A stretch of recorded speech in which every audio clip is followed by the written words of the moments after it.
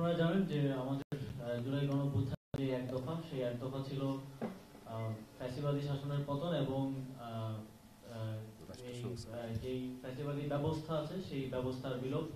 আমরা এই যে অন্তর্বর্তীকালীন সরকারের যে সংস্কার কার্যক্রম, এই সংস্কার কার্যক্রমকে এই ফ্যাসিবাদী ব্যবস্থার চিরতরে বিলোপের একটা গুরুত্বপূর্ণ অংশ হিসেবে মনে করি এবং তারই অংশ হিসেবে আজকে খুবই একটা গুরুত্বপূর্ণ দিন। আজকে 4টি সংস্কার কমিশন তাদের রিপোর্ট দিয়েছেন এবং আপনারাও সেই রিপোর্টগুলো অধিদপ্তর পেয়ে যাবেন, সেগুলো জনসমক্ষে উন্মুক্ত করা হবে।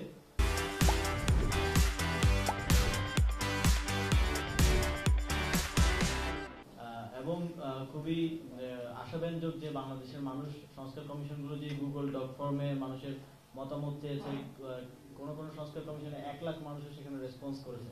Everyone has something to say সংস্কারের ব্যাপারে মানুষের আকাঙ্ক্ষাটা বলছেন এবং সেটাকে সংস্কার কমিশনগুলো অ্যাড্রেস করেছেন, তারা অক্লান্ত পরিশ্রম করেছেন, সেগুলো প্রতিবেদনে এসেছে।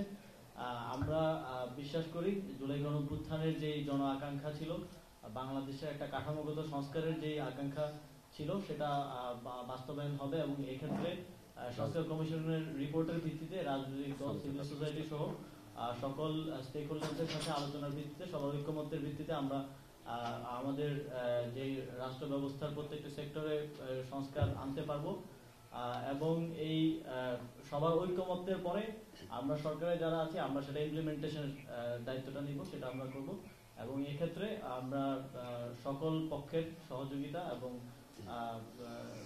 সহযোগিতা আশা করছি।